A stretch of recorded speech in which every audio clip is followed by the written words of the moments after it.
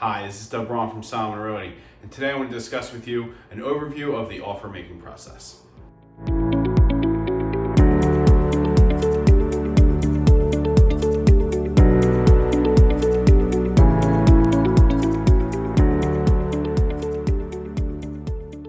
Okay, so you've reached out to your real estate agent. You want to make an offer, and he or she is going to have a couple questions for you. The first thing is, what is your offer price going to be? Your offer price does not have to be the asking price on the house that's listed with the property. You can go in lower, you can go above, depending on if you're going to ask for seller assist. So this is something that you're going to work out with your real estate agent. What's the best angle to go in? How long has the property been on the market, and so forth. All right. The next thing that he's going to ask or she's going to ask is, what is your deposit amount going to be?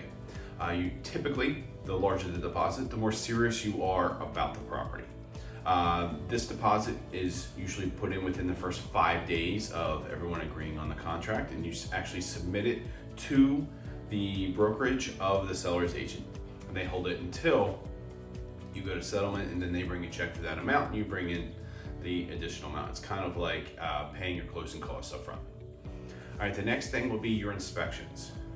Usually on a contract, it gives you 10 days to perform all of your inspections, as well as provide the seller with notice of any repairs that you want or money off or so forth. The big inspections that most people do are the building, the home inspection, the termite inspection to see if you have any wood destroying insects. There's a couple different kinds other than termites. And the last one would be radon. Radon is a radioactive gas that comes up through the earth that is one of the major leading causes of lung cancer. So there is actually a really reasonably priced, effective way to treat for this, but you want to know going into buying this property whether or not it has radon. Oftentimes you can get the sellers to pay for the radon remediation system. There are also a couple other contingencies that you can discuss with your real estate agent. Really depends on what type of property you're buying, your personal situation, so that's a good discussion to have with them.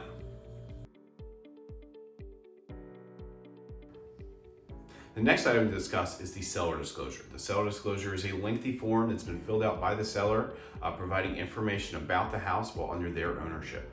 We'll provide things like the age of the mechanicals, like your heater, the air conditioning system, the hot water heater, as well as the roof or any other construction materials, such as, does it have cinder block walls underneath the plaster, or does it have an updated electrical system? These are all great pieces of information to have when submitting your offer. If you have any questions at this time with the seller disclosure, it's a great moment to stop and ask your real estate agent, what do they mean by this? Or it says this, but I don't really understand. This way your real estate agent can either explain it to you further or actually reach out to the seller's agent to get the answers to the questions that you have, so you feel comfortable about making the offer on this house.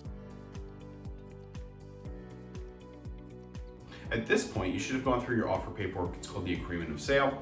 You should have also gone through the seller disclosure and raised any questions that you had about the property. Your real estate agent might have a couple other requests for documentation for you. First would be a mortgage pre-approval letter, if you are in fact using a mortgage to buy the property.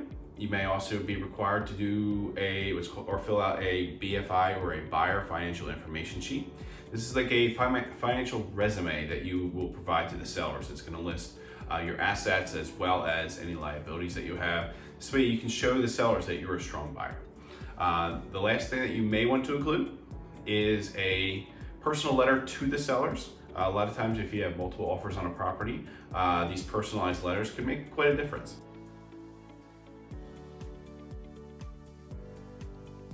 So now it's time to sign your offer. Your real estate agent is going to ask for your email address. They're going to send the offer paperwork to you through a program called DocuSign. It allows you to sign the paperwork remotely through a phone, a computer, or even a tablet. This allows you to get the paperwork back to your real estate agent so they can actually get that offer to the seller's agent as fast as possible. I hope you found this information both helpful and educational, and best of luck on your offer, and remember, the Salomon team is always here to help.